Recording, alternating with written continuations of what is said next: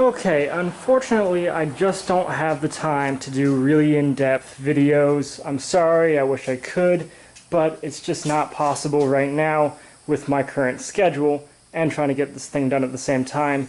So I'm going to have to give some quick updates, so here we go. This is one of the new additions. We've got Brembos. These are off an 11 to 14 Track Pack GT. Really easy bolt on, and I got them with some other parts that were also takeoffs, so I got a pretty good deal on them. The intercooler piping we're working on, we're almost there on that. I just need to get from the turbos to right about here. So that should be pretty simple to do, and hopefully that'll be done in the next couple days. I've got my fuel line finished. It's Fragola -6AN push lock line with Russell 3/8 SAE fittings, or adapter fittings. And I've got my evap done. I had to go from 3/8 to 1/2 inch, but I made it work. Was able to reuse the factory quick disconnects. I've got my wiring harness in for my control pack. It's obviously not really wired up to anything yet, but it's kind of in place, kind of hanging here. It goes down here. This is my fuse box. I'm going to mount it right around here. And it goes down through here to the underside of the car and inside right here. So that's where it goes into the car. Oh, nope, right here. This is existing wiring. And inside I have some wiring to do. I haven't actually started on that yet either, but yeah, as you can see, quite a lot of wiring to be done. But there we go. Let's see, got my ECU bolted to the firewall here. Pretty simple, pretty easy, just cut a hole in this insulation and drilled some holes in the firewall. I took this off obviously to see, to make sure I wasn't hitting anything behind. I wasn't. Yeah, so let's see what else. I guess this is probably new to you guys. This is a throttle body spacer with vacuum/boost ports for my blow-off valve, possibly a boost gauge too. We'll have to wait and see how that goes. Maybe even meth, I don't know, I might spray meth through there, but I'd rather do it before the throttle body. Anyway, moving around to the back, as you can see, my Watts-Link is no more. I have other plans for the suspension, so we're back to stock panhard. I might get an adjustable one soon because we are still going to be lowered a little bit. We've got stock sway bars, which that's not new. Only thing that's back here that's changed is the stock panhard in place of my Watts-Link, and my, there we go, stock UCA in place of my upgraded UCA. Both of those I sold because I'm planning a big change to the suspension and I don't need those. So I figured I'd go ahead and sell them while they were still basically new so I could get most of my money back. And here you also see we've got a cat back.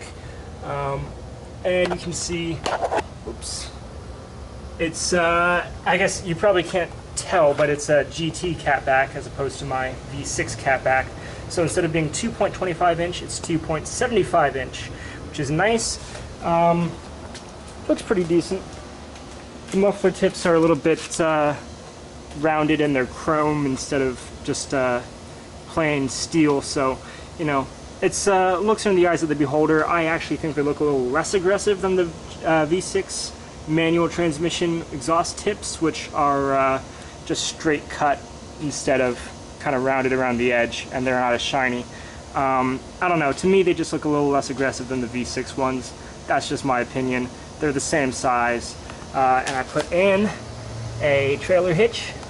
I've got my wiring. I'll show you that in a second. It's 1 1/4 hitch, 200 pounds tongue weight, 2,000 pounds towing, and I got a trailer over here that I will be turning into a tire trailer soon. I've got a welder now, so I can play with that kind of stuff. And yeah, let's go around to the trunk quickly. Actually, it's not going to be quickly because I forgot. I have to crawl back here to make it work. Okay.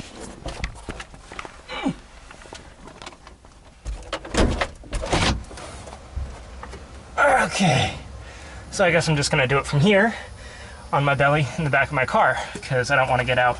But yeah, this is the trailer hitch wiring. It's really plug and play, actually. Really nice, very simple to put in.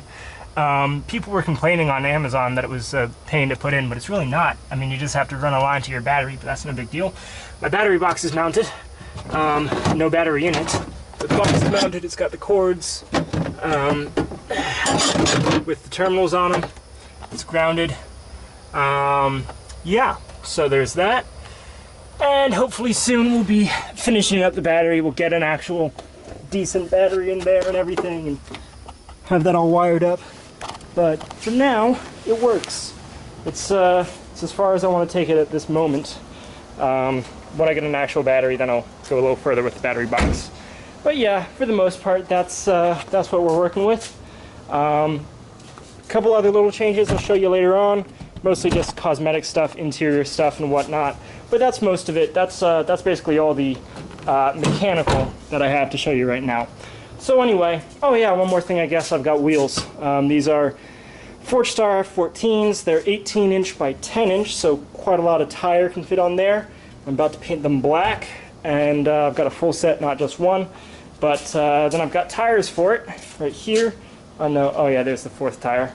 But they're Hankook Ventus V12 Evo 2. They're 275/40 R18. These are actually the same tires I had on before, just bigger. I like them. They're not ideal, but you know, they're definitely the best value-minded tire I can find. I didn't want to spend more than $200 per tire, and these were just under $200 per tire. So anyway, hopefully they perform well. Hopefully I can get them mounted up soon, maybe even today, or at least 2 mounted up today, so I can test fit them on the car, see how they look. I already tested the wheels. The wheels fit just fine. So I don't know. I just want to get everything on so I can see at least how it's going to look. But anyway, I'll keep you guys updated on that. Thanks for watching, and let me know what you think down below.